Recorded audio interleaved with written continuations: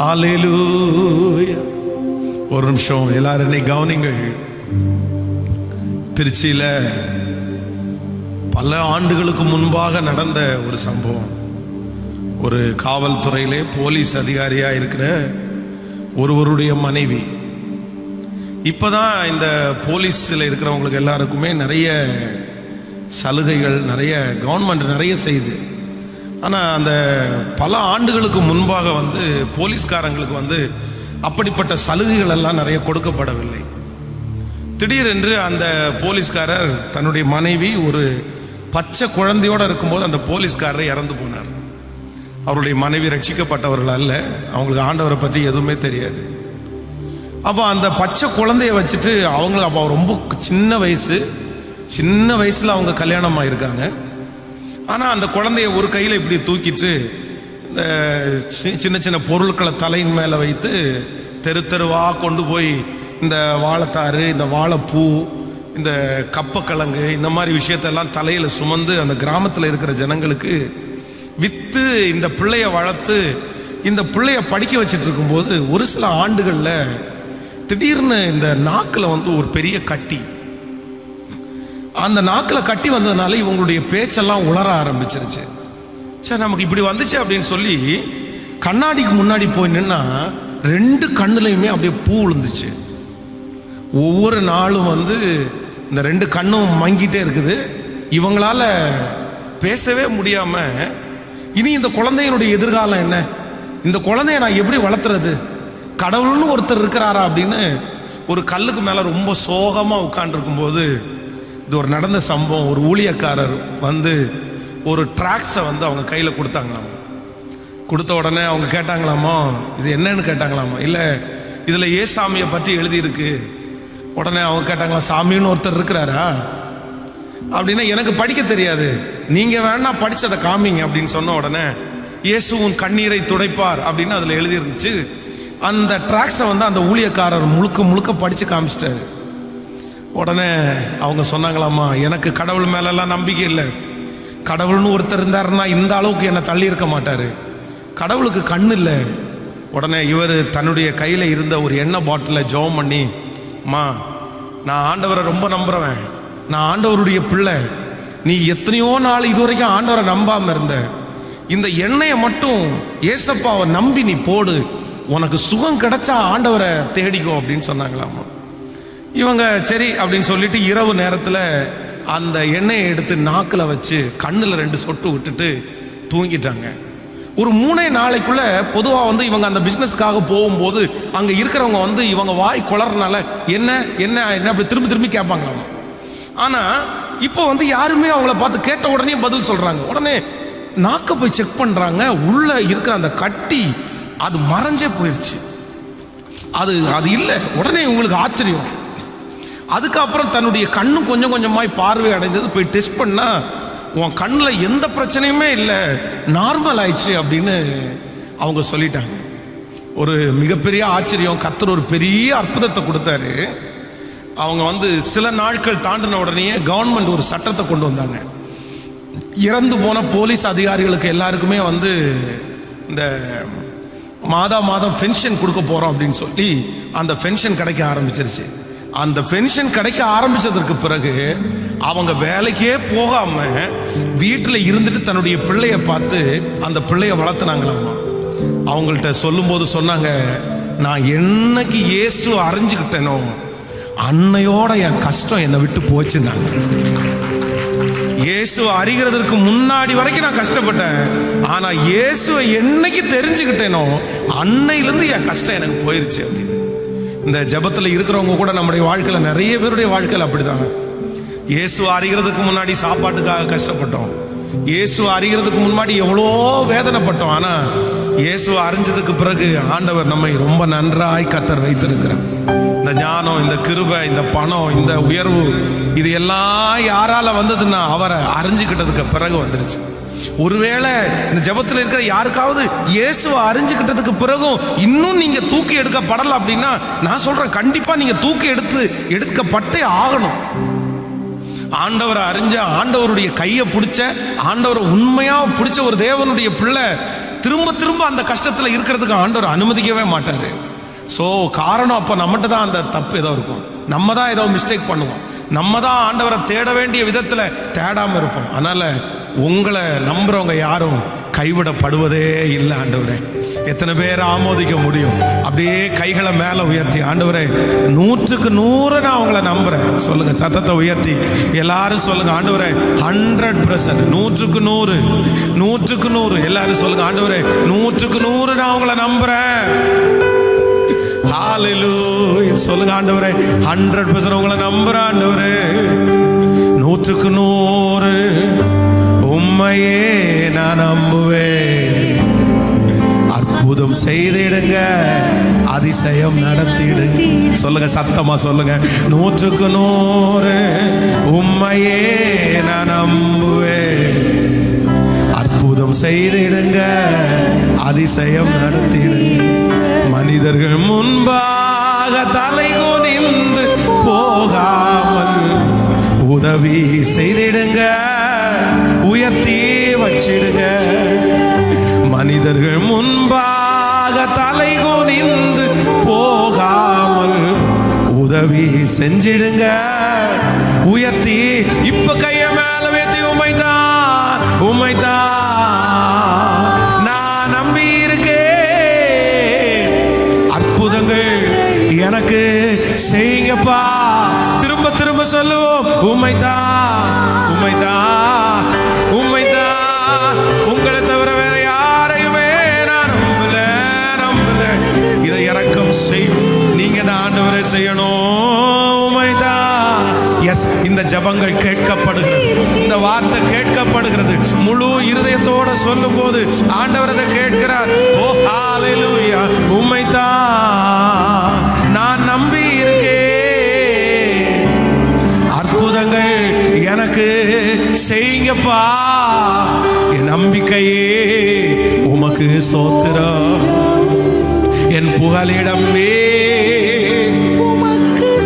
ஹalleluya, என் நம்பிக்கையே உமக்கு ஸ்தோத்திரம். என் புகலிடமே உமக்கு ஸ்தோத்திரம்.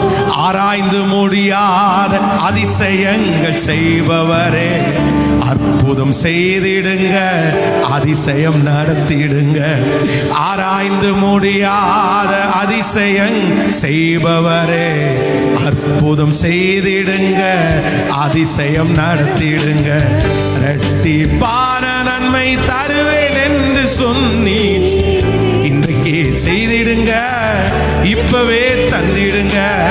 இரட்டிப்பான நன்மை தருவேன் என்று சொன்னீரே, இன்றைக்கு செய்திடுங்க.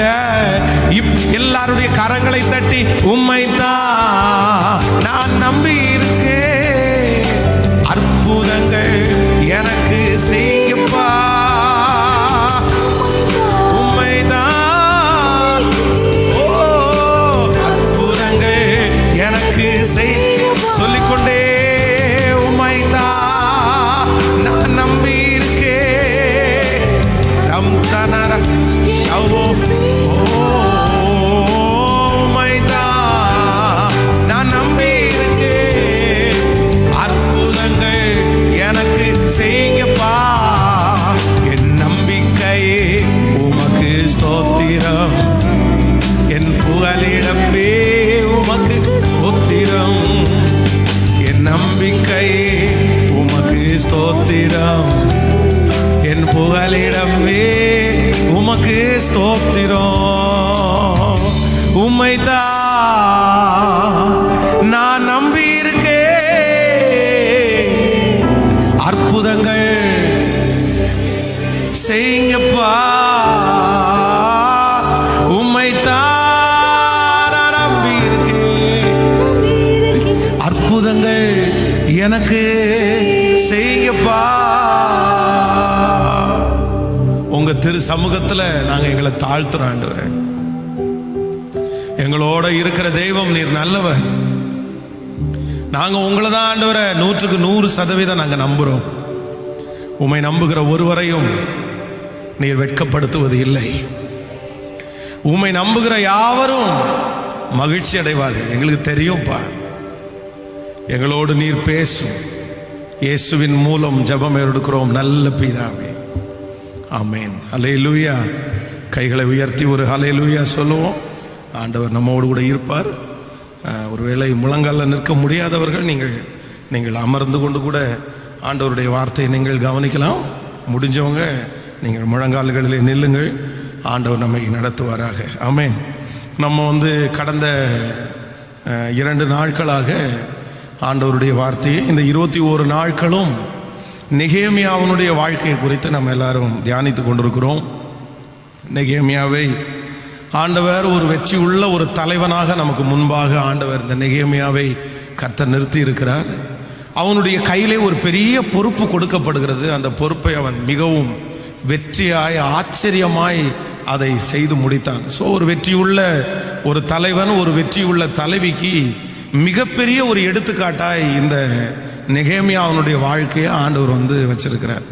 அதை குறித்து தான் நாம் தியானித்து கொண்டிருக்கிறோம். இன்று நான் விசேஷமாக இந்த நெகேமியாவை குறித்து நான் தியானிக்கும் போது ஒரு வசனம் என்னுடைய இருதயத்தை தொட்டது. எடுத்துக்கொள்ளலாம். நெகேமியாவின் புஸ்தகத்திலே நம்ம 2ஆம் அதிகாரத்திலே 1வது வசனத்தை நம்ம வாசிக்க போகிறோம். நெகேமியா ஸ்தோத்திரம் 2வது அதிகாரத்திலே 1வது வசனத்தை நம்ம வாசிக்கலாம். அர்த்தசஷ்டா ராஜாவின் 24ஆம் வருஷம் நிசான் மாதத்திலே திராட்சரசம் ராஜாவுக்கு முன்பாக வைத்திருக்கையில் நான் அதை எடுத்து அவருக்கு கொடுத்தேன். நான் முன்பு ஒருபோதும் அவர் சமூகத்தில் துக்கமாய் இருந்ததில்லை. அப்பொழுது ராஜா என்னை பார்த்து, நீ துக்கமாய் இருக்கிறது என்ன? உனக்கு வியாதி இல்லையே. இது மனதின் துக்கமே ஒழிய வேறு ஒன்றும் அல்ல. அப்பொழுது நான் மிகவும் பயந்து.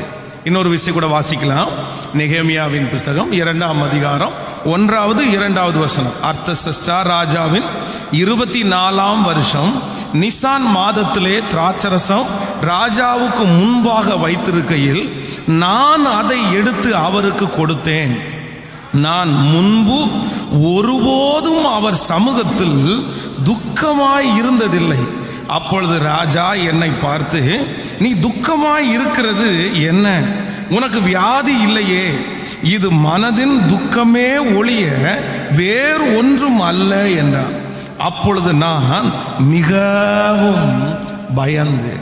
கவனிங்கள் ஆண்டவருடைய பிள்ளைகளே, இந்த நெகேமியா அவனுடைய வாழ்க்கையிலே இந்த வசனம் என்னை ரொம்ப கவர்ந்து இழுத்துச்சு. அப்படின்னா ராஜாவுக்கு முன்பாக அவன் போய் நிற்கிறான். என்னைக்குமே பல ஆண்டுகளாக அந்த வேலைகளை செய்து கொண்டிருக்கிறான். ஆனா திடீரென்று ஒரு நாள் அவனை பார்த்து ராஜா கேட்கிறாரு, எப்பா நீ ஏன் நீ துக்கமா இருக்கிற? நீ இதற்கு முன்பாக நீ துக்கமா இருந்ததே இல்லை. உன்னை நான் இப்படி பார்த்ததே இல்லை. உனக்கு வியாதி இல்லை, உனக்கு எந்த பிரச்சனையும் இல்லை. இது மனசுக்குள்ளே இருக்கிற துக்கமே அல்லாமல் வேறு அல்ல. இந்த நெகேமியாவும் என்ன சொல்றார் அப்படின்னா, இதற்கு முன்பாக நான் ஒருபோதும் துக்க முகமாய் இருந்தது இல்லை. எனக்கு ரொம்ப ஆச்சரியமா இருந்துச்சு. அப்படின்னா இந்த நெகேமியா அந்நிய நாட்டில் இருக்கிறார். தன்னுடைய வீடு, தன்னுடைய தகப்பனார் தாயார், தன்னுடைய சொந்தக்காரங்க யாருமே அவனோடு கூட இல்லை.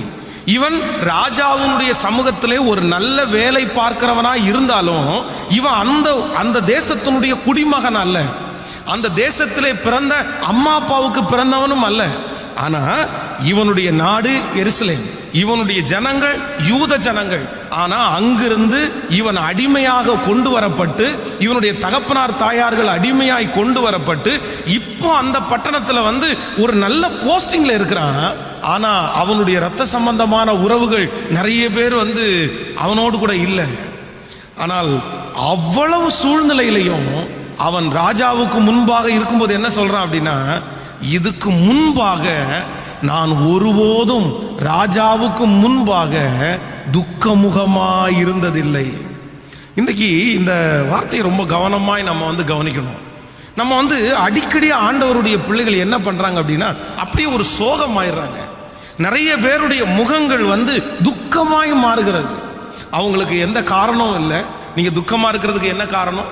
உங்களுக்கு சாப்பாடு இல்லையா, இல்லைன்னா உங்களுக்கு தங்குறதுக்கு வீடு இல்லையா, உங்களுக்கு வருமானம் இல்லையா, உங்களுக்கு வேலை இல்லையா, எல்லாமே இருந்தாலும் நிறைய பேருக்கு என்ன அப்படின்னா ஒரு ஸ்பிரிட் அப்படின்னா ஒரு ஆவி, துக்கத்தின் ஆவியினால் நிரப்பப்படுகிறாங்க.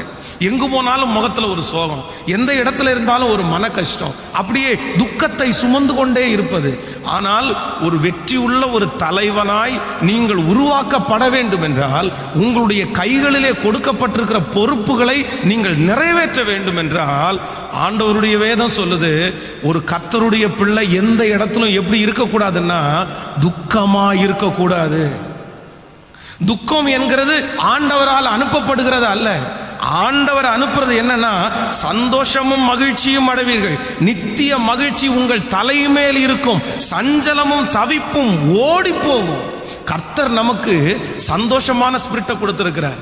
நம்மை ஆண்டவர் மகிழ்ச்சியாக வைத்து பார்க்கும்படியாய் விரும்புகிறார். ஆனா நம்ம நிறைய நேரத்தில் என்ன பண்றோம் அப்படின்னா துக்கமுகமா இருக்கிறோம். நீங்கள் வேதத்தில் இருக்கிற பரிசுத்தவான்களுடைய வாழ்க்கையை நீங்கள் வாசிப்பீர்களே ஆனால் அவர்கள் எல்லாருமே எல்லா சூழ்நிலையிலும் எப்படிதான் இருந்தாங்க அப்படின்னா அவங்க சந்தோஷமாய் தான் இருந்தார்கள். அப்போஸ்தலனாகிய பவுலை குறித்து வேதம் சொல்கிறது, சிறைச்சாலையிலே இருக்கிறார், சிறைச்சாலையிலே கொண்டு போடப்பட்டிருக்கிறது. அவர் சுவிசேஷம் அறிவித்ததுனாலே, ஜனங்களுக்கு ஆண்டவரை பற்றி சொன்னதுனால அவரை சிறைச்சாலைக்குள்ளே கொண்டு போகப்படும் போது அந்த சிறைச்சாலைக்குள்ளே இருந்து அவர் எழுதும் போது எழுதுகிறார், கர்த்தருக்குள் எப்பொழுதும் சந்தோஷமாயிருங்கள், சந்தோஷமாயிருங்கள் என்று மறுபடியும் உங்களுக்கு சொல்லுகிறேன். சோ இந்த ஜெபத்திலே வந்திருக்கிற நீங்க உங்க துக்க முகத்தை மனுஷனுக்கு முன்னாடி ஒரு நாள் காமிச்சிடவே கூடாது. சிலர் வேலை ஸ்தலத்துக்கு போவாங்க, அந்த வேலை ஸ்தலத்துக்கு போகும்போது ஓயாம அவங்க மூஞ்சில பார்த்தீங்க அப்படின்னா ஒரு துக்கம் மட்டும்தான் தெரியும். அவங்க சிரிக்க மாட்டாங்க, அவங்க சந்தோஷமா இருக்க மாட்டாங்க.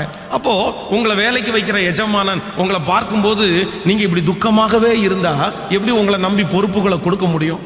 நீங்க ஒரு வியாபாரம் பண்ணுகிறவர்களா இருந்தால், நீங்கள் துக்கமுகமாகவே இருந்தால் ஒரு வியாபாரத்தை நீங்கள் எப்படி செய்ய முடியும்? நான் என்ன நம்புறேன் அப்படின்னா இன்றைக்கு இந்த முழங்கால் யுத்த ஜெபத்துல ஒவ்வொருத்தரும் எதற்காக ஜெபிக்கணும் அப்படின்னா, நான் இனி துக்கமா இருக்கக்கூடாது ஆண்டவரே, இனி நான் துக்கமுகமா இருக்கக்கூடாது. எந்த சூழ்நிலை வந்தாலும் என் முகத்துல என்னதான் இருக்கணும் அப்படின்னா சந்தோஷம் மட்டும்தான் இருக்கணுமே தவிர நான் துக்கமா இருக்கக்கூடாதுன்னு இன்னைக்கு அதை ஒரு ஜெப குறிப்பாகவே நீங்கள் மாற்றி விடுங்க, ஜெப குறிப்பாகவே மாற்றி விடுங்கள். கணவன் வீட்டிலிருந்து வெளியே வரும்போது மனைவி துக்கமாகவே இருந்தா, ஒரு நாள் துக்கமா இருந்தா பரவாயில்ல, சரி ஏதோ ஒரு பிரச்சனை அப்படின்னு சொல்லி நம்ம அதை கிளியர் பண்ண பார்க்கலாம். ஒரு 2 நாள்னா பரவாயில்ல, ஒரு 5 நாள்னா பரவாயில்ல. பார்க்கும் போதெல்லாம் எல்லா விஷயத்திற்காகவும் எல்லாத்தையும் மனதில் வச்சு 24 மணி நேரமும் வெறும் துக்கமுகமா இருந்தா இல்ல, உங்க கணவனார் எப்படி உங்களை ஏற்றுக்கொள்ள முடியும்? உங்க மனைவி எப்படி உங்களை ஏற்றுக்கொள்ள முடியும்? உங்களுடைய எஜமானன் எப்படி ஏற்றுக்கொள்ள முடியும்? ஸோ இந்த மனுஷனுடைய ஒரு ஸ்பிரிட் எனக்கு வேணும். என்ன அப்படின்னா, நான் ராஜாவுக்கு முன்பாக எனக்குள்ள 1000 கவலை இருக்குது, எனக்குள்ள 1000 எதிர்பார்ப்புகள் இருக்கிறது. என் ஃபேமிலியை பிரிஞ்சுதான் நான் இங்கே உட்கார்ந்துருக்கிறேன். என் கூட பிறந்தவங்க யாருமே என் கூட இல்லை, என் கூட விளையாடின நண்பர்கள் யாருமே என் கூட இல்லை, என் தேசம் பாழாய் கிடக்கிறது. ஆனா ராஜாவுக்கு முன்பாக எனக்கு ஒரு பெரிய பொறுப்பு கொடுக்கப்பட்டிருக்கிறது. அதனால இதுவரைக்கும் ஒரு நாள் கூட என் பர்சனல் லைஃபை வச்சுட்டு நான் ராஜாவுக்கு முன்பாக துக்க முகமாய் இருந்ததே இல்லை. ஆமேன் சொல்லுங்க. இன்னைக்கு ஒரு தீர்மானத்தோட கடந்து போங்க. வேலை ஸ்தலத்துக்கு நீங்கள் போகிறீர்களா? எந்த ஒரு நல்ல சந்தோஷமான வீட்டுக்கு போகிறீர்களா? உங்க வீட்டுக்குள்ள போறீங்களா? உங்க வீட்டுக்குள்ள நீங்க இருந்தா அங்க என்ன சத்தம் தான் கேட்கணும் அப்படின்னா சந்தோஷத்தின் சத்தம் மட்டும்தான் கேட்கணும். ஒரே ஓல சத்தமாய் நான் சொல்கிறேன், அவர் நம்மை விசாரிக்கிறவர் ஆனபடினால் நம்முடைய கவலைகளை எல்லாம் அவர் மேல் வைத்து விடுங்கள். அவர் மேல் வருத்தப்பட்டு பாரம் சுமக்கிறவர்களை நீங்கள் எல்லாரும் என்னிடத்திற்கு வாருங்கள், நான் உங்களுக்கு இளைப்பாறுதலை தருவேன். உங்க பிள்ளைகளை குறிச்ச துக்கமா கர்த்தர் மேல வைங்க, உங்க எதிர்காலத்தை குறிச்ச துக்கமா அது கர்த்தர் மேல வைங்க. எல்லாத்தையும் ஆண்டவர் மேல, ஆண்டவருடைய பிள்ளைங்க வச்சுட்டு நம்ம ஒரு ஸ்பிரிட்டை கர்த்தரிடத்துல வாங்கணும். அது என்னன்னா, ஆண்டவரே எனக்கு 24 மணி நேரமும் எனக்கு என்ன கொடுங்க அப்படின்னா சந்தோஷத்தை கர்த்தர் தாரும். ஹல்லேலூயா. எத்தனை பேர் இதற்காக ஜெபிக்க போறீங்க?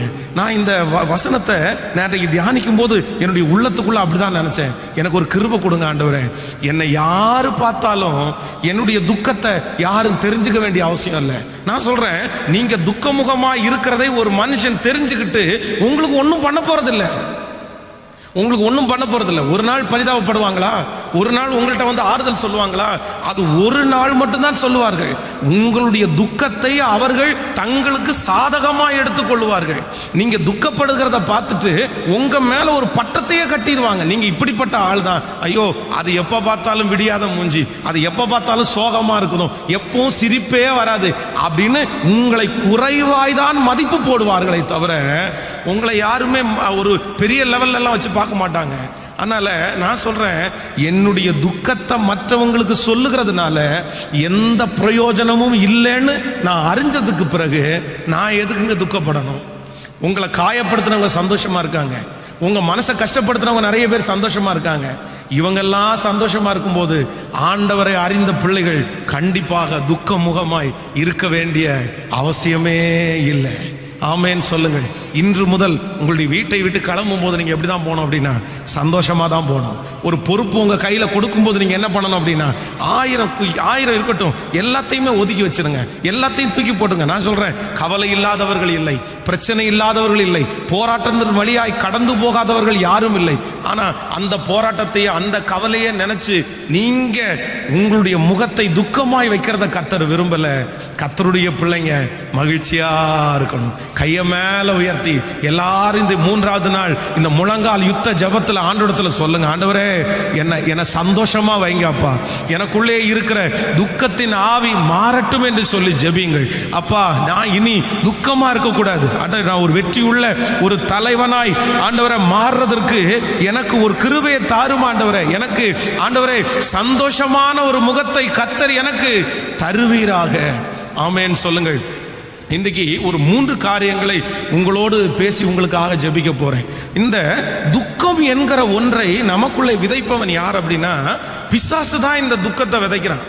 நீங்க சந்தோஷமா இருக்கிறது தான் ஆண்டவர் விரும்புகிறாரு, மகிழ்ச்சியா இருக்கிறது தான் கர்த்தர் விரும்புகிறார். வேதம் சொல்லுகிறது, தாவீது தன்னுடைய மகனை பறிகொடுத்து விட்டான். தன்னுடைய மகனாகிய அப்சலோம் இப்பொழுது இறந்து போனான். ஜனங்கள் எல்லாரும் அப்சலோம் இறந்து போன உடனே ராஜா ரொம்ப ஷாக் ஆயிடுறாரு அப்படின்னு நினைச்சு எல்லாரும் சோகமான உடனே இந்த மகனை பறிகொடுத்த தகப்பனும் சோகமா தான் இருக்கிறாரு, துக்கமா தான் இருக்கிறாரு. ஆனா யோவா வந்து சொல்றாரு, இந்த நாள் நீங்களே துக்கமா இருந்தீங்கன்னா ஜனங்கள் எல்லாரும் துவண்டு போயிடுவாங்கல்ல, ஜனங்கள் சந்தோஷம் அடைய மாட்டாங்கல்ல, அதனால நீங்க உங்க துக்கத்தை மாத்துங்கன்னு சொன்ன உடனே தாவீது தன்னுடைய மகன் இறந்த போதிலும் கூட ஜனங்களுக்காக தன்னுடைய துக்கத்தை விட்டு மாறினான். சரி பரவாயில்ல, ஓகே, என் மகன் வாழ்ந்தா, நான் இனி துக்கமா இருந்து என்ன பிரயோஜனம் அப்படின்னு சொல்லி அந்த சிச்சுவேஷன்ல திரும்பவும் அவன் சந்தோஷப்பட ஆரம்பித்தான். ஸோ நீங்க உங்களுடைய வாழ்க்கையில நடந்த எல்லாவற்றையும் நினைத்து நீங்க துக்கமாய் இருப்பீர்களே, ஆனால் உங்களை சுற்றி இருக்கிற யாரையும் நீங்கள் சந்தோஷமாய் வைத்திருக்கவே முடியாது.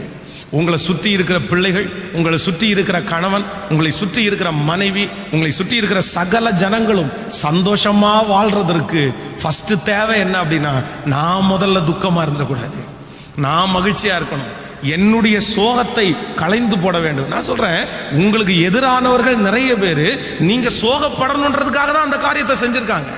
நீங்க துக்கமா இருக்கணும்ன்றதுக்காக தான் உங்களை குறித்து கோல் சொல்றாங்க, நீங்க துக்கமா இருக்கணும்ன்றதுக்கு தான் உங்களை குறித்து குறைவாய் பேசுறாங்க. அவங்க நீங்க துக்கப்படணும்னு சொல்றது மாதிரி நீங்க எப்படி நடக்கலாம்? நடக்கக்கூடாது இல்ல, அவங்களுடைய எண்ணங்கள் நடக்கக்கூடாது இல்ல. நான் சோகமா இருக்கணும்னு பிசாசு நினைக்கிறான், நான் துக்கமா இருக்கணும்னு இன்னொருத்தன் நினைக்கிறான். நான் அவர்களுக்கு முன்பாக எது வந்தாலும் சந்தோஷமா தான் இருப்பேன்ற ஒரு முடிவை இன்னைக்கு நம்ம எடுக்கணும். ஆமேன் சொல்லுங்கள்.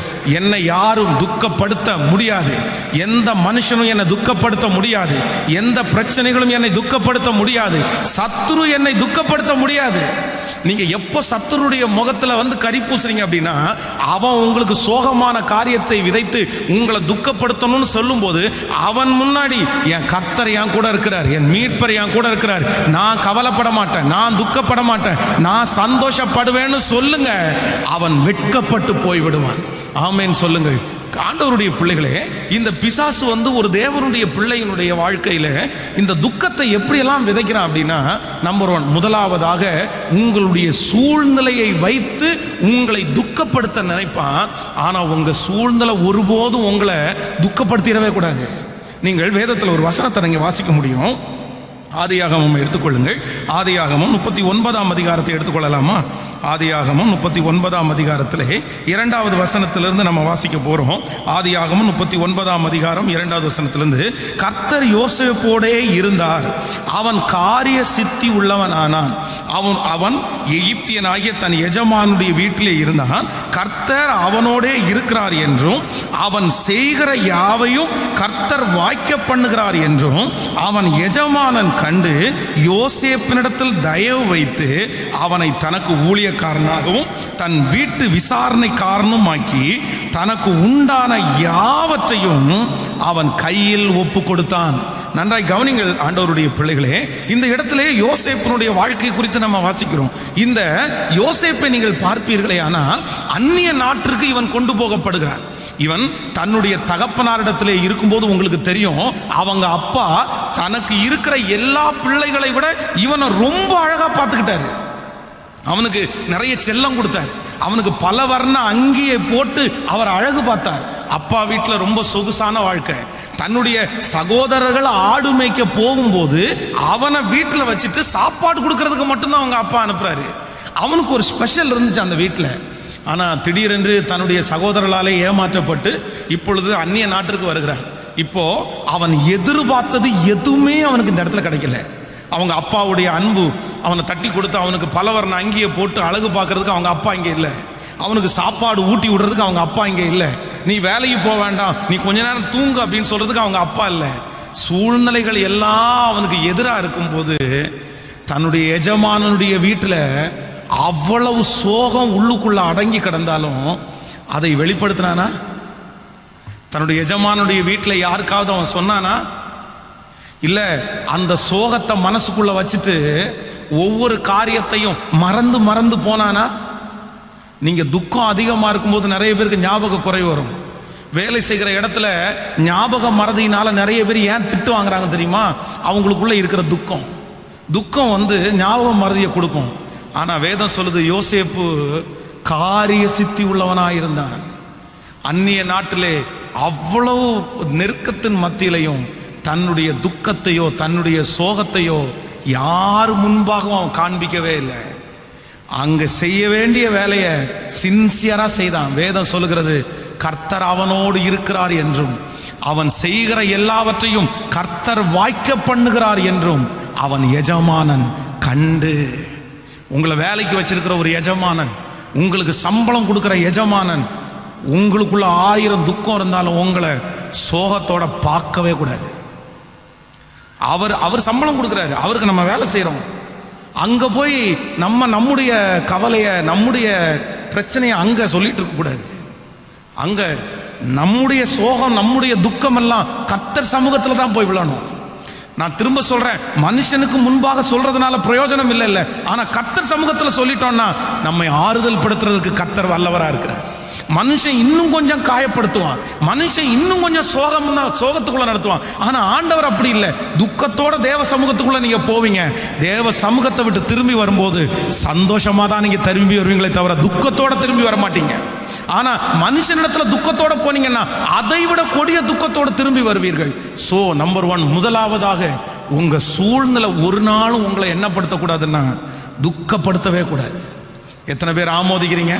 சூழ்நிலை எப்படி வேணாலும் இருக்கட்டும், கிடைக்கட்டும் கிடைக்காம இருக்கட்டும், இன்னைக்கு நல்லா இருக்கட்டும் நாளைக்கு நல்லா இருக்கட்டும், ஓகே ரைட்டு, கிடைச்சது ஓகே. அதுக்காக நான் என்ன பண்ண மாட்டேன், இந்த சின்ன பிள்ளைங்க கடையில் போய் கிஃப்ட் வாங்க போகும்போது அவங்க காமிக்கிற கிஃப்டை வாங்கி கொடுக்கலன்னா உடனே அங்கேயே அழுது கூப்பாடு வச்சு, இல்லைன்னா அங்கேயே சோகமான மூஞ்சியோட வீடு வரைக்கும் வர்றது மாதிரி பெரியவங்க நீங்கள் செய்யக்கூடாது. நான் இஷ்டப்பட்டது நடக்கலை, நான் பிடிச்சது நடக்கலை, என் சூழ்நிலை ரொம்ப மோசமாக இருக்குது. இல்லை, சத்ரு சில நேரங்களில் உங்களை துக்கப்படுத்துவதற்கு உங்களை சுற்றி பல சூழ்நிலைகளை கொண்டு வந்து நிறுத்துவான்.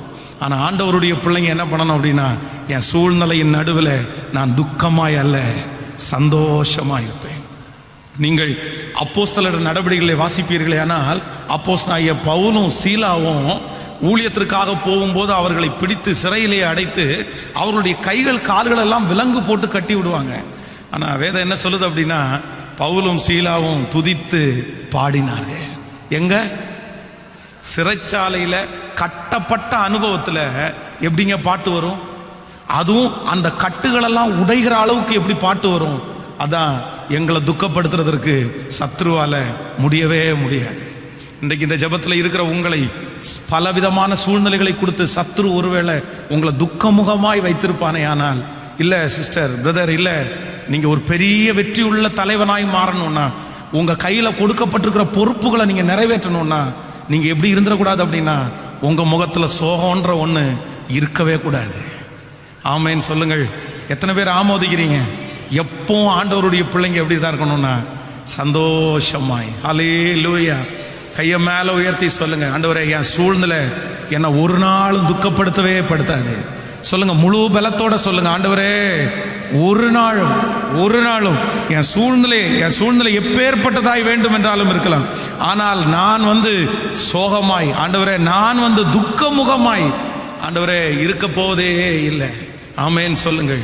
ரூத்தை குறித்து வேதம் சொல்கிறது, இளம் விதவை தன்னுடைய கணவனாரை இழந்தார்கள்.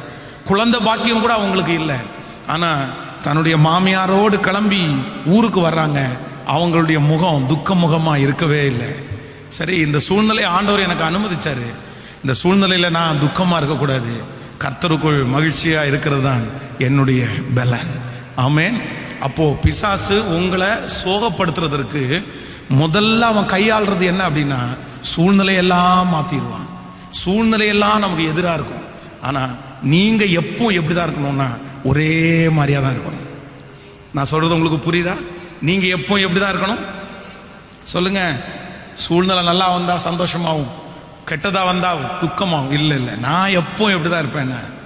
அப்பா, உன் முகத்தில் சோகத்தை பார்க்கவே முடியாதப்பா, நீ சிரிக்காமல் இருக்கவே மாட்டியாப்பா, நீ எப்பவும் இப்படி தான் இருப்பியாப்பா அப்படின்னு உங்களை பார்த்து உங்களை சுற்றி இருக்கிறவங்க எல்லாம் கேட்கணும். ஒரு சோகமான ஒரு இடத்துக்குள்ள, ஒரு சிச்சுவேஷனுக்குள்ள போகும்போது, நீங்க உள்ள போகும்போது அங்க ஒரு மகிழ்ச்சி வரணும். ஆமேன்னு சொல்லுங்கள். எத்தனை பேர் அந்த ஸ்பிரிட்டுக்காக ஜெபம் பண்றீங்க? இந்த வசனத்தை வாசிச்சதுல நான் அதை ஜெபம் பண்ணிட்டே இருக்கிறேன். ஆண்டவரே எனக்கு தாங்கப்பா. அவன் சொல்றான் பாருங்களேன், நான் ஒரு நாள் கூட துக்கமுகமா இருந்ததில்லை. சரி, கிட்டத்தட்ட 20 இயர்ஸ், 20 வருஷங்கள் பக்கத்தில் அப்படியே கடந்து போகிறது அந்த காலங்கள்.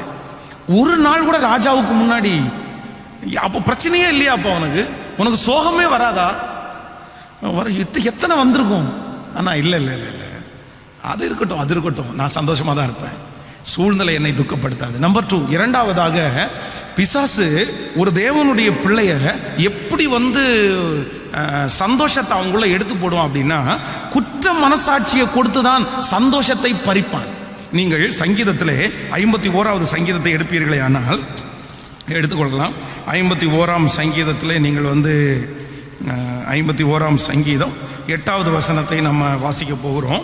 8வது வசனத்தை வாசிக்கும் போது, நான் சந்தோஷமும் மகிழ்ச்சியும் கேட்கும்படி செய்யும், அப்பொழுது நீர் நொறுக்கின என் எலும்புகள் களிகூறும். நீங்கள் அப்படியே 12வது வசனத்தை வாசிக்கலாம். உமது இரட்சணியத்தின் சந்தோஷத்தை திரும்பவும் எனக்கு தந்து உற்சாக ஆவி என்னை தாங்கும்படி செய்யும். அப்போ இந்த சங்கீதக்காரனுடைய வாழ்க்கையில பாத்தீங்க அப்படின்னா, அவன் தவறு செய்த உடனே பாத்தீங்க அப்படின்னா அவனுக்குள்ள ஒரு பெரிய துக்கம் வருது. இன்னைக்கு நிறைய ஆண்டவருடைய பிள்ளைகள் ஏன் துக்கமா இருக்கிறாங்க அப்படின்னா, அவங்க துக்கமா இருக்கிறதுக்கு பிசாசு உள்ளுக்குள்ள பூந்து அவங்களுக்குள்ள ஒரு குற்ற மனசாட்சியை கொடுத்துட்டே இருக்கிறான்.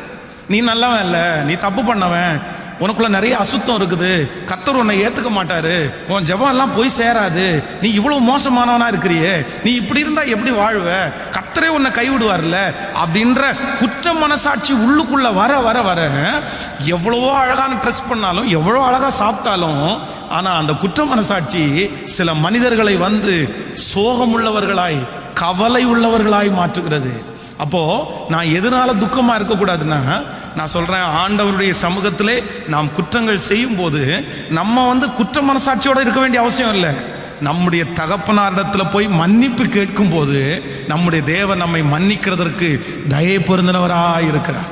இன்றைக்கு இந்த ஜெபத்தில் இருக்கிறவங்க கூட, பாஸ்டர் நீங்க சொல்றது உண்மை பாஸ்டர், நான் வேற எதுக்குமே சோகமா இல்லை, ஆனா ஆண்டவரோட வாழ முடியலையே, பரிசுத்தமா வாழ முடியலையே, நான் இவ்வளவு தப்பு பண்ணிட்டேனே அப்படின்ற குற்ற மனசாட்சி உங்களுக்குள்ள இருந்ததுன்னா நான் சொல்றேன், நம்முடைய ஆண்டவருடைய சமூகத்தில் போய் முழங்கால் படிட்டு உங்களுடைய குற்றங்களுக்காக நீங்கள் வருந்துங்கள். ஆண்டவர் உங்களை மன்னிக்கிறதுக்கு தயபெருத்தவராக இருக்கிறார். கர்த்தர் உங்களை மன்னிப்பாரே, ஆனால் வேறு யாரும் உங்களை குற்றம் சாட்டவே முடியாது. பிசாசு அதை வச்சு தான் உங்களை வந்து சோகப்படுத்துவான். இல்லை இல்லை இல்லை, என் ஆண்டவர் என்னை முழுவதுமாய் மன்னித்தார், அவர் எனக்கு தகப்பனாய் இருக்கிறார். ஆமென் சொல்லுங்கள். நம்பர் 3, மூன்றாவதாக இந்த சத்துரு வந்து ஒரு மனுஷனை எப்படி வந்து சோகப்படுத்துறான் அப்படின்னா, நீங்கள் நெகேமியாவின் புஸ்தகத்தில் 8ஆம் அதிகாரத்தை எடுத்துக்கொள்ளுங்கள். எல்லாரும் எடுத்துக்கொள்ளுங்கள். நெகேமியாவின் புஸ்தகம் 8ஆம் அதிகாரத்தில் 9வது 10வது வசனத்தை வாசிக்கலாமா? 8ஆம் அதிகாரம் 9வது 10வது வசனத்தை வாசிக்கலாம். ஜனங்கள் எல்லாரும் நியாய பிரமாணத்தின் வார்த்தைகளை கேட்டபோது அழுதபடியால் திர்சாஸ்தா எனப்பட்ட நெகேமியாவும் வேத பாரகனாகிய எஸ்ரா என்னும் ஆசாரியனும் ஜனங்களுக்கு விளக்கி காட்டின லேவியரும் சகல ஜனங்களையும் நோக்கி, இந்த நாள் உங்கள் தேவனாகிய கர்த்தருக்கு பரிசுத்தமான நாள், நீங்கள் துக்கப்படவும் அளவும் வேண்டாம் என்றார்கள். அல்லேலூயா. இந்த நாள் உங்கள் தேவனாகிய கர்த்தருக்கு பரிசுத்தமான நாள், நீங்கள் துக்கப்படவும் அளவும் வேண்டாம். நன்றாய் கவனிங்கள். இங்க இந்த நெகேமியா தான் இந்த இடத்துல சொல்றாரு. இப்ப ஜனங்கள் எல்லாரும் என்ன பண்றாங்க அப்படின்னா, அப்படியே துக்கமாய் அழுகுறாங்க. அலங்கம் எல்லாம் கட்டப்பட்டு விட்டது, எல்லாமே சீரமைக்கப்பட்டது. இப்போ நியாயப்பிரமாணத்தினுடைய புஸ்தகத்தை எடுத்து வாசிக்கிறாங்க. வாசிச்ச உடனே ஜனங்களுக்குள்ள ஒரு பெரிய துக்கம் வந்து அழும்போது நெகேமியா என்ன பண்றாரு அப்படின்னா, எப்பா நீங்க யாரும் அழாதீங்க, நீங்க யாரும் விசாரப்பட வேண்டாம், நீங்க யாரும் துக்கப்பட வேண்டாம். இந்த நாள் நம்ம துக்கமா இருக்க வேண்டிய நாள் இல்லை, இந்த நாள் நம்ம சந்தோஷமா இருக்க வேண்டிய நாள். ஏன்னா கர்த்தருக்குள் மகிழ்ச்சியா இருப்பதே உங்கள் பலன். கவனிங்க. நம்பர் 3, இங்க இதுக்கு முன்னாடி இருந்த அந்த சூழ்நிலை இல்லை. இதுக்கு முன்னாடியாவது நெகேமியா இந்த பட்டணத்துக்குள்ள வர்றதுக்கு முன்னாடி பாத்தீங்க அப்படின்னா எல்லா கஷ்டமும் அவங்களுக்கு இருந்துச்சு, எல்லா பாடுகளும் அவங்களுக்கு இருந்துச்சு. ஆனா இப்ப எல்லாமே சரியாக்கப்பட்டுருச்சு. மூன்றாவது, சத்துரு சில மனிதர்களுக்குள்ளே கொடுக்கிற துக்கம் காரணமே இல்லாத துக்கம். காரணமே இல்லாத துக்கம். நீங்க துக்கமா இருக்கிறதுக்கு என்ன காரணம்? என்ன காரணம்? சிலர் யோசிச்சு பாருங்க, உங்களுக்கு என்ன காரணம்? சிலருக்கு எந்த காரணமும் இருக்காது. நான் சொல்றேன், நீங்க செய்ய வேண்டிய பணியை செய்ய விடாத பிசாசு தடுக்கிறான், உங்க வளர்ச்சியை தடுக்கிறான். சோகமாய் காரணமே இல்லாம உங்க சோகத்தை நீங்க டெவலப் பண்றீங்க அப்படின்னா நீங்க மன அளவுல சிக்கான ஒரு பர்சனா மாறுவீங்க. சோகத்தை மட்டும் ஒரு தேவனுடைய பிள்ளை வளர்த்திடவே கூடாது. எப்பவுமே அது ரொம்ப டேஞ்சர். பொதுவாகவே நம்ம வந்து உலகத்திலே வாழ்கிற மனுஷனை வந்து சத்துரு வந்து கையில எடுக்கிறதுக்காக இதை ஃபாலோ பண்ணுவான். உங்க மனசுக்குள்ள ஏதோ ஒரு அதான் லௌகீக கவலைன்னு சொல்றாங்கல்ல, உலக கவலை, ஏதோ ஒன்று தேவையில்லாத கவலையை உள்ள கொடுத்து உங்களை அப்படியே டெவலப் பண்ண வச்சு மன அளவில் பாதிக்க பண்ண வைக்கிறதுக்கு இன்றைக்கு இருக்கிற சூழ்நிலையில ஆயிரக்கணக்கான பேர் மனநிலைமையிலே பாதிக்கப்பட்டதற்கு காரணம் அவங்களுடைய வாழ்க்கையில காரணம் இல்லாமல் சோகத்தை அவங்க திரும்ப திரும்ப மனசுல நினைச்சதுனால தான். இல்ல, சோகம் துக்கத்தை மட்டும் நீங்க டெவலப் பண்ணிடவே கூடாது. அதுல அந்த பாதையிலே கடந்து வந்தவன் நான்.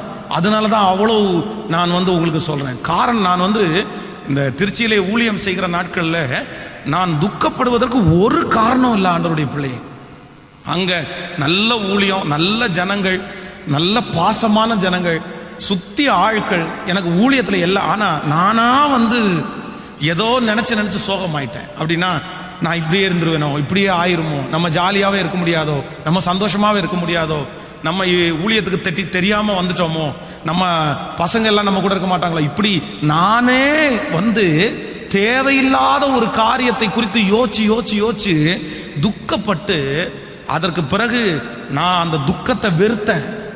நான் அப்படி இருக்கிறத வெறுத்தேன். ஆனா என்னால அதுல இருந்து வெளியே வரவே முடியல. நான் மன அழுத்தத்துக்குள்ள ஆளானதுக்கு காரணமே என்னன்னா, நான் ஆரம்பத்தில் தெரியாம அப்படி ஒரு நாள் அதை தேவையில்லாத ஒண்ணுக்காக கவலைப்பட்டதுனால அதுவே எனக்கு மன அழுத்தமா மாறிடுச்சு. அதற்கு பிறகு சைக்காலஜிக்கு டாக்டர் வரைக்கும் நான் பார்க்க வேண்டிய சூழ்நிலைக்கு தள்ளப்பட்டு விட்டேன். பல மாதங்கள் மாத்திரை சாப்பிட்ற அளவுக்கு தள்ளப்பட்டேன். கர்த்தர் தான் என்ன அதுலேருந்து தூக்கி எடுத்தார். அதற்காக நான் மன்னிப்பு கேட்டேன். இன்னைக்கு இந்த ஜெபத்தில் இருக்கிறவங்க எத்தனை பேர் சீரியஸாக எடுக்கிறீங்கன்னு தெரில. இது மிக சீரியஸான சப்ஜெக்ட். துக்கமாக இருக்கிறதுக்கு இடமே கொடுத்துறாதீங்க. உங்களை அழிக்கிறதற்கு பிசாசு எடுக்கிற மிகப்பெரிய ஆயுதம் சோகம்தாங்க, துக்கம்தாங்க. ஏதோ ஒன்று உங்களுக்குள்ள காமிச்சு அந்த தற்கொலை பண்ணி மாண்டு போறவர்கள் எதனால தற்கொலை பண்ணிக்கிறாங்க? வேற எதுவுமே கிடையாது. அவங்களுக்குள்ள ஒரு துக்கம் வருது. ஐயோ, நம்மளை யாரும் ஏத்துக்கலையோ, நமக்கு யாருமே இல்லையோ, நம்ம இப்படியே இருந்துருவோமோ, உடனே தங்களுடைய வாழ்க்கையை முடிக்க நினைக்கிறார்கள். இல்லை, கர்த்தருடைய பிள்ளைகள் எந்த சூழ்நிலையிலையும் நான் சந்தோஷமா இருப்பேன். ஹல்லேலூயா. காரணம் இல்லாத துக்கத்திற்கு நீங்க ஒரு நாள் என்ன பண்ணிடக்கூடாது, இடம் கொடுக்கவே கூடாது. நம்ம வீட்டில் யாராவது ஒருத்தர் இறந்து போனாங்களா? இறந்து போன ஒருத்தரை நினச்சி வந்து ஒரு 2 நாள் 3 நாள் ஒரு 7 நாள் 10 நாள் நம்ம துக்கமாக இருக்கிறோம், தப்பு இல்லை. ஆனால் ஏதோ ஒரு காரியத்திற்காக, சாதாரணமான ஒரு பென்சிலுக்காக, சாதாரணமான ஒரு சாப்பாட்டுக்காக, சாதாரணமான ஒரு துணிக்காக, ஒன்றுமே இல்லாததற்காக துக்கமாக இருக்கிறது, இது எந்த விதத்தில் நியாயம்? இன்றைக்கு இந்த ஜெபத்தில் இருக்கிற ஒவ்வொருத்தரும் கேட்டு பாருங்க. சிஸ்டர், நீங்கள் துக்கமாக இருக்கிறதுக்கு என்ன சிஸ்டர் காரணம்? பிரதர், நீங்கள் துக்கமாக இருக்கிறதுக்கு என்ன காரணம்? ஆண்டவர் உங்களை எண்ணத்தில் குறை வச்சாரு. நீங்கள் எண்ணத்தில் குறையா இருக்கிறீங்க. நீங்கள் ஆயிரக்கணக்கான சம்பவங்கள் உங்களோட வாழ்க்கையில் நடந்ததை சொல்லலாம். ஆனால் இத்தனை நடந்த போதிலும் உங்களை காப்பாற்றுவதற்கும், உங்களை போஷிக்கிறதற்கும், உங்களை நடத்துவதற்கும் கர்த்தர் வல்லவராக இருந்தாரா இல்லையா? வல்லவராக இருந்தாரா இல்லை? துக்கப்படணும் அப்படின்னு நினைச்சா எல்லாருமே துக்கப்படலாம். எல்லாருமே ரோட்ல உட்கார்ந்து பிச்சை எடுக்கிற ஒரு மனுஷன் துக்கப்படாம சந்தோஷமா அந்த வேலையை செய்யறானே. நம்மளை அந்த நிலைமைக்கா கத்தர் விட்டாரு? நம்மளை அந்த சூழ்நிலையில கத்தர் விட்டாரு? காரணம் இல்லாத துக்கம், தேவையற்ற துக்கம், அது நமக்கு அவசியம் இல்லாத துக்கம். அதை என் இருதயத்திலிருந்து நான் என்ன பண்றேன்னா எடுத்து வெளியே போறேன். இந்த நாள் துக்கமா இருக்க வேண்டிய நாள் இல்லை, இந்த நாள் சந்தோஷமா இருக்க வேண்டிய நாள். கர்த்தருக்குள் மகிழ்ச்சியா இருப்பதே உங்கள், எல்லாரும் சொல்லுங்க, ஒரு 10 டைம் சொல்லுங்க, கர்த்தருக்குள் மகிழ்ச்சியா இருப்பதே உங்கள். சொல்லுங்க, எல்லாரும் சொல்லுங்க, கர்த்தருக்குள் மகிழ்ச்சியா இருப்பதே உங்கள். சொல்லுங்க, கர்த்தருக்குள் மகிழ்ச்சியா இருப்பதே உங்கள். அப்போ ஆண்டவருடைய பிள்ளைங்க எப்படி இருக்கணும் அப்படின்னா, எப்போது நான் என்ன பண்ணுவேன்னா மகிழ்ச்சியாகவே இருப்பேன். என் மகிழ்ச்சியை சத்துரு பறிக்க முடியாது, என் சந்தோஷத்தை சத்துரு பறிக்க முடியாது. இந்த ஜபத்தை விட்டு நீங்கள் வெளியே போகும்போது எப்படி தான் போகணும் அப்படின்னா, யார் திட்டினாலும் யார் ஏசினாலும் நான் அதை என் காதுக்குள்ளே கொண்டு போக மாட்டேன், என் மனசுக்குள்ளே கொண்டு போக மாட்டேன். என் கூட கர்த்தர் இருக்கிறார். நான் எப்படி தான் இருப்பேன்னா, என் மகிழ்ச்சியை ஒருத்தரும் குலைக்க முடியாது, என் சந்தோஷத்தை ஒருத்தரும் என்னை விட்டு எடுக்க முடியாது. இந்த உலகத்தில் இருக்கிற எந்த பிரச்சனையும் என் சந்தோஷத்தை, என் சூழ்நிலை, என் சந்தோஷத்தை எடுக்க முடியாது, எடுக்க முடியாது. உங்க பிள்ளைகளுக்காக வருத்தப்படலாம், என் மகன் இப்படி இருக்கிறான், என் மகா இப்படி இருக்கிறா, நான் எப்படி பாஸ்டர் துக்கம் இல்லாமல் இருக்கிறது? நான் சொல்றேன், இல்லை, துக்கப்பட்டதுனால உங்க மகனையோ உங்க மகளையோ கொண்டு வர போறதில்லை. கர்த்தர் சமூகத்தில் வைப்போம், ஆண்டவர் நமக்காய் வழக்காடுவார், ஆண்டவர் நமக்காய் கிரியை செய்வார். நான் எப்படி தான் இருக்க போறேன்னா சந்தோஷமாய். ஹல்லேலூயா. உங்க பிள்ளைங்க சந்தோஷமா இருக்கிறது உங்களுக்கு பிடிக்குமா, துக்கமா இருக்கிறது உங்களுக்கு பிடிக்குமா? சொல்லுங்க. உங்க வீட்டில் ஓன்னு அழுதுட்டு இருக்கிறதா நீங்க நினைப்பீங்களா, இல்லை வீட்டில் முழுக்க அப்படியே சிரிச்சுட்டே இருக்கிறது உங்களுக்கு பிடிக்குமா? உங்க பிள்ளைங்க சிரிக்கிறதுக்காக தானே நீங்க வந்து ட்ரெஸ் வாங்கி கொடுக்குறீங்க, உங்க பிள்ளைங்க சிரிக்கிறதுக்காக தானே சாப்பாடு வாங்கி கொடுக்குறீங்க. சிரிக்க வைக்கணும். பிள்ளைங்க சின்ன வயசுல இந்த குழந்தையா இருக்கும்போது சிரிக்கும் போது எத்தனை பேர் அந்த பிள்ளைங்களுடைய சிரிப்பை காட்டுறதுக்கு நீங்களே குழந்தையா மாறிடுறீங்க. சொல்லுங்க. அப்போ உங்களுக்கு சந்தோஷம் தானே உங்களுக்கு பிடிக்குது. அப்போ உங்களையும் என்னை படைத்த ஆண்டவருக்கு நீங்க துக்கமா இருக்கிறது பிடிக்குமா, சந்தோஷமா இருக்கிறது பிடிக்குமா? சொல்லுங்க, சத்தமா சொல்லுங்க. துக்கத்தை ஆண்டவர் கொடுக்கறது இல்லைங்க, துக்கத்தை ஆண்டவர் கொடுக்கறது இல்லை. துக்கத்தை நாம என்ன பண்ணிக்கிறோம்? சொல்லுங்க.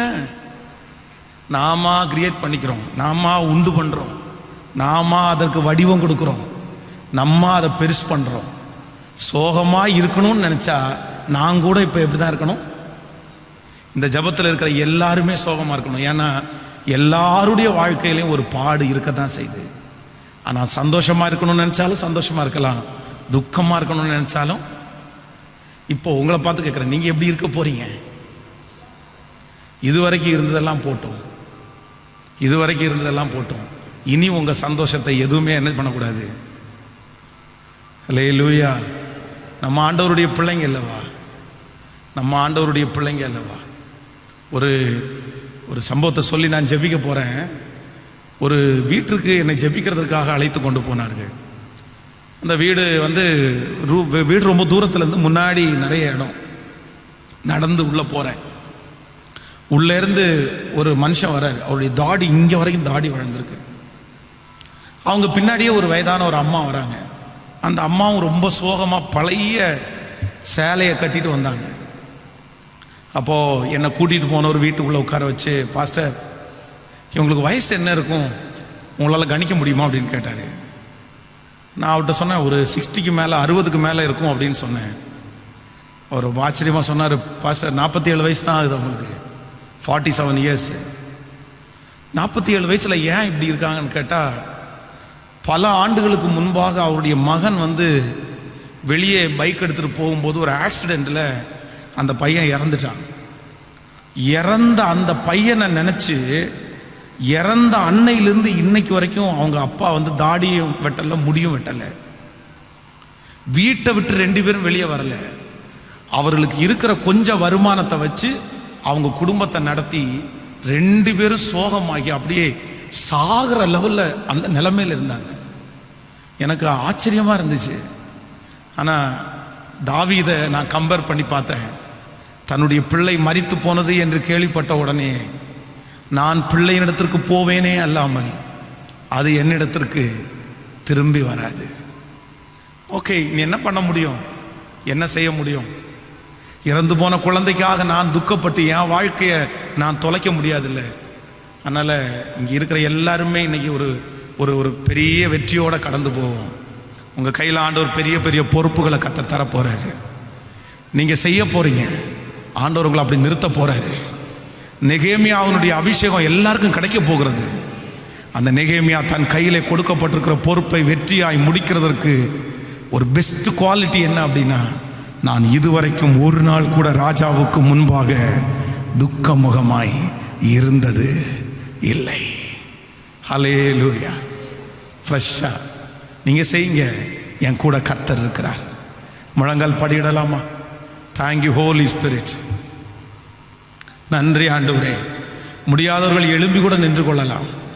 ஆனால் எல்லாரும் இன்றைக்கு ஆண்டவருடைய சமூகத்தில் இந்த வார்த்தைக்காக நீங்கள் கேளுங்க.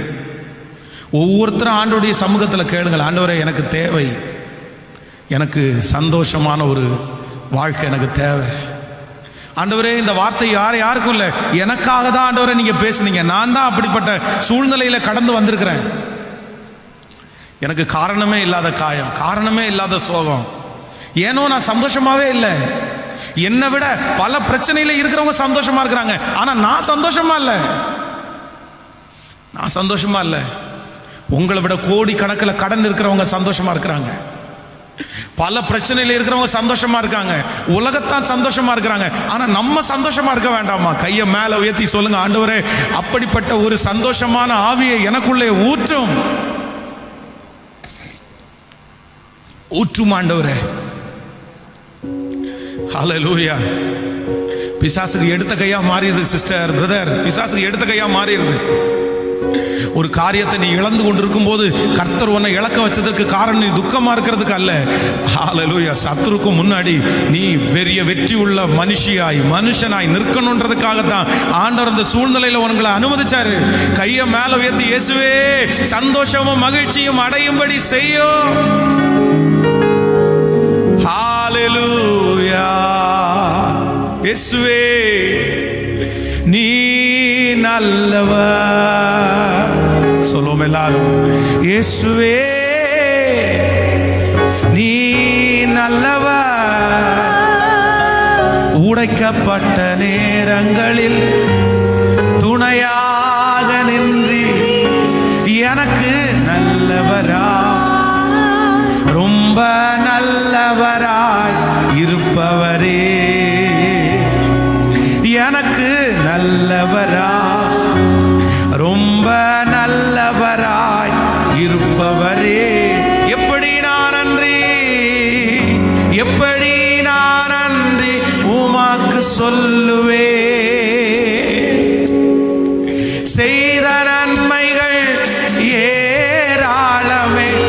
சொல்லுவோம் எல்லாரும், எப்படி நான் நன்றி, எப்படி நான் நன்றி உமக்கு சொல்லுவே. செய்த நன்மைகள் ஏராளமே. ரட்சிப்பின் பாத்திரத்தை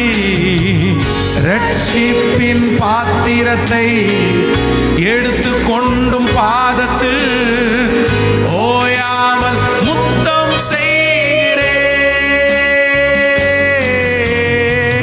ரட்சிப்பின் பாத்திரத்தை எடுத்து கொண்டு பாதத்தில் ஓயாமல் முத்தம் செய்கிறே.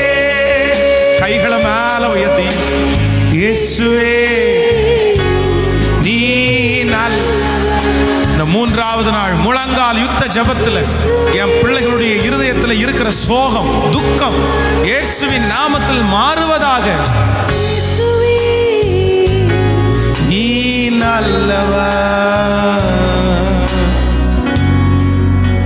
ஓ நீ நல்லவர். ஹல்லேலூயா.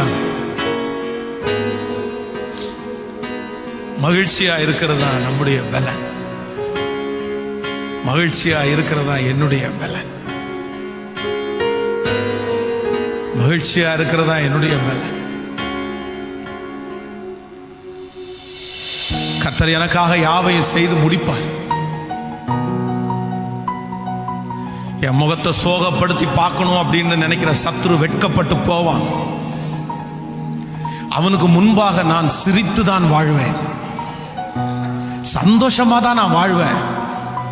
பிரச்சனைகளை போராட்டங்களையும் கொடுத்து என்ன துக்கப்படுத்தணும்னு நினைக்கிற சத்துரு வெட்கப்பட்டு போவான். இந்த மூன்றாவது நாள் முழங்கால் யுத்த ஜெபத்துல என் கூட இருக்கிற ஒவ்வொரு பிள்ளைகளுக்காக ஜெபிக்கிறப்பா. நன்றி.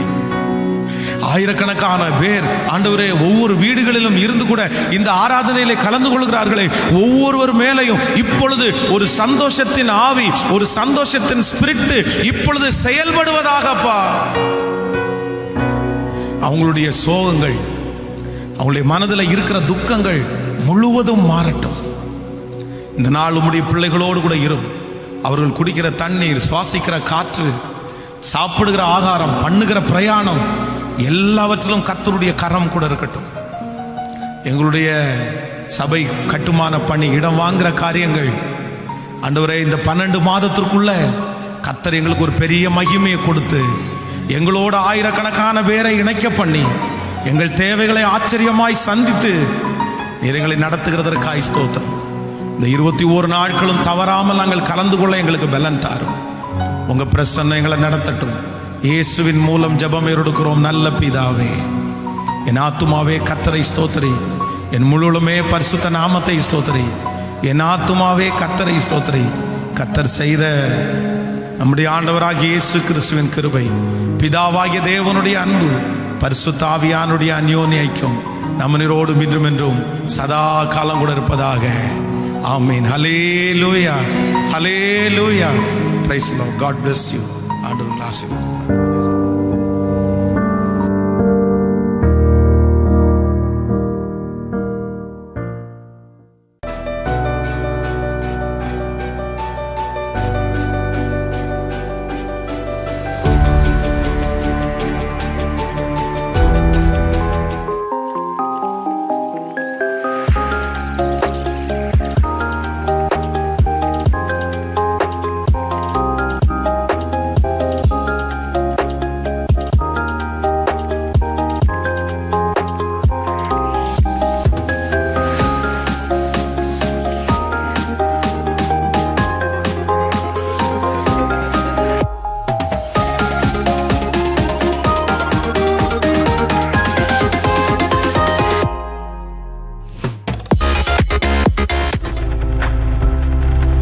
நீங்கள் பார்த்துக் கொண்டிருப்பது உங்கள் ஜாய் டிவி. உங்கள் துக்கம் சந்தோஷமாய் மாறும்.